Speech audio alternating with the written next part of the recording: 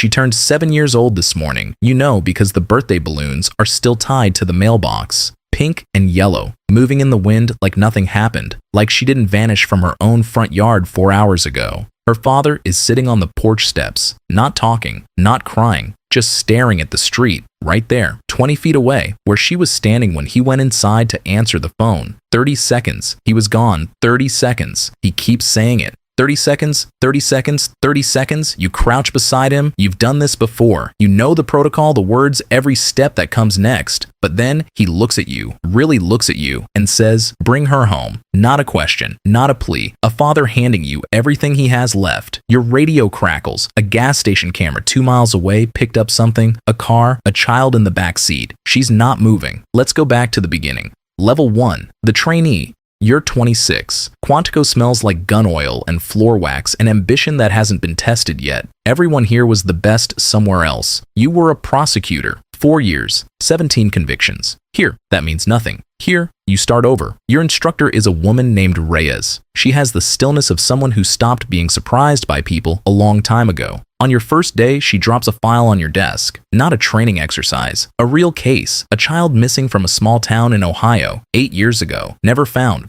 Read it, she says. Tell me what everyone missed. You read it twice. You find nothing obvious. You tell her that. She nods like she expected exactly that answer. Then she takes the file back without another word. You graduate 16 weeks later. Financial Crimes Unit, Chicago. You pack one bag. You call your mother. You don't sleep the first night in the new apartment. The radiator knocks like someone trying to get in. You don't think about Reyes's file again. Not yet. But you don't forget it either. Something about that case. Something about a child who vanished and a file that went cold stays in the back of your mind like a splinter you can't reach. What did everyone miss? Level 2. The junior agent. Your supervisor is Callahan, 51 years old, 17 years in financial crimes. He drinks black coffee at 6 a.m. and reads case files the way other people read novels, slowly, from the beginning, never skipping ahead. He watches you work your first week without saying anything. On Friday afternoon, he sits across from you. The money always goes somewhere, he says. Your job isn't to find the crime. It's to follow what the crime left behind. You write it down. You think it sounds simple? You don't understand it yet. First real case, wire fraud through 3 shell companies. You work it 6 weeks. You find 2 companies. You miss the third.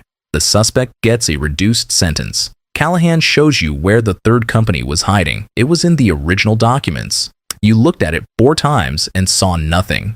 You looked, he says. You just didn't know what you were seeing yet. 3 months later, a missing child case crosses your desk by mistake. Misfiled from the Violent Crimes Unit. You start to hand it back. Then you see the girl's age. 7 years old, a front yard, a father who was inside for less than a minute. The file is from Ohio, 8 years ago. The same case Reyes gave you at Quantico. You put it in your drawer instead of returning it. You tell yourself you'll look at it later. You don't tell Callahan.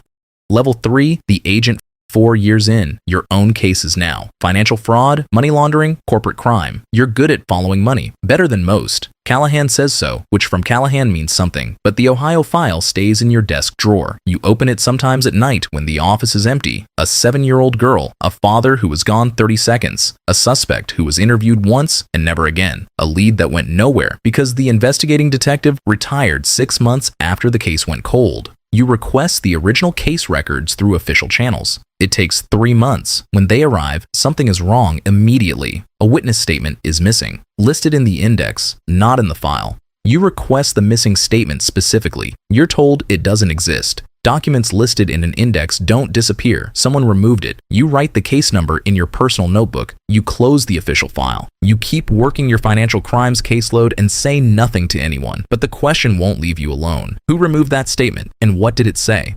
Level 4. The senior agent. 7 years.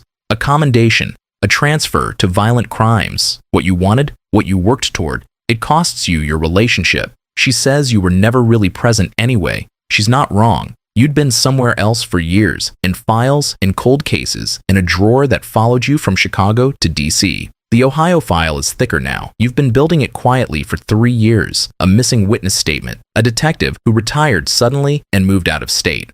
A suspect, a man named Garrett, who was interviewed once, cleared, and never looked at again. You find the retired detective. It takes 8 months. He's living in Arizona. He agrees to meet you once. He sits across from you in a diner that smells like burned coffee and old carpet and says, "I wondered when someone would come." He tells you about the witness statement, what it contained, why it disappeared. You drive back to the airport in silence. Garrett didn't just know the girl. He worked with her father. 30 seconds. The father went inside to answer the phone.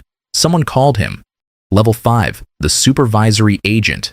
10 years in. You run a team now, 6 agents, complex cases, real responsibility. You're good at this, at reading people, at finding the thread, at knowing which detail matters. You're also completely alone in a way you stopped explaining to people. The Garrett investigation is no longer quiet. You've filed it officially. It's assigned to a violent crimes team, not yours. Procedure doesn't allow it. You watch it from the outside, feeding information, waiting. Garrett's finances tell a story. A man who shouldn't have money who has always had money. 3 properties. A business with no customers. Callahan's words from 9 years ago come back. The money always goes somewhere. You follow it, quietly, alongside everything else. It leads to a name you don't recognize. A payments account. Transactions going back 11 years, starting 8 years before the Ohio girl disappeared and continuing 3 years after. Someone was paying Garrett long before that birthday morning. This wasn't random. This was arranged. Who arranges something like this? And why?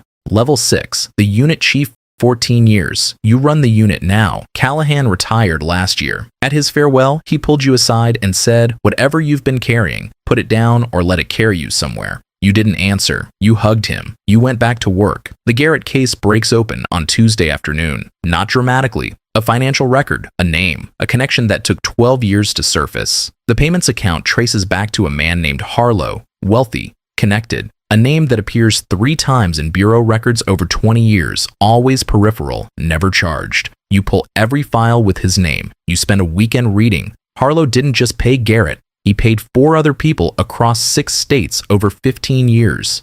Different cases, different victims, different children. The Ohio girl wasn't the first. She wasn't the last. And somewhere in the Bureau's own financial monitoring system, a system you helped design 4 years ago, Harlow's transactions had been flagged 3 times and cleared by someone inside. You sit with that for a long time. Then you pick up the phone and call the one person you trust completely. Level 7. The assistant director. 18 years. The investigation into Harlow takes 2 more years. 2 years of careful, documented, airtight work because you know it has to be perfect. Because you know someone inside will try to make it disappear again.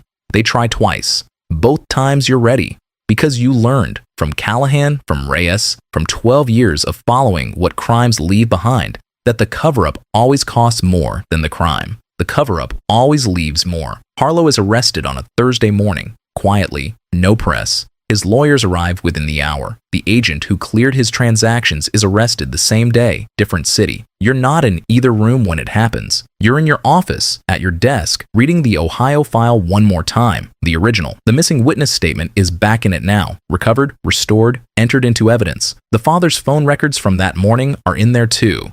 The call that brought him inside for 30 seconds.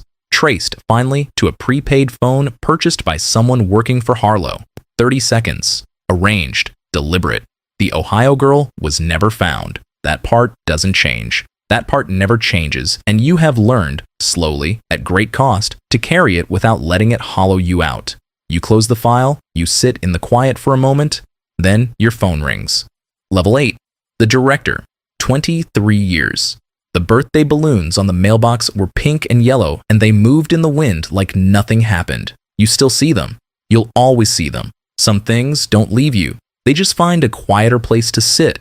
Reyes came to your swearing-in ceremony last month. Afterward, she found you in the corridor and said, "You found what everyone missed." You told her it took 20 years. She said, "The good ones always take longer." You still follow the money. You still read files slowly from the beginning, never skipping ahead. You still write things in a personal notebook that never enters the official record until you're certain. Callahan taught you that. Reyes taught you to look for what wasn't there. The Ohio file sits on your desk, not because the case is open, because you keep it there so you never forget what this job is actually for. Not the convictions, not the commendations, not the title on the door. A father on porch steps, a birthday with no birthday girl. Bring her home. You spent 23 years trying. Some cases you close, some cases close you. She turned 7 years old that morning. You never stop working for her.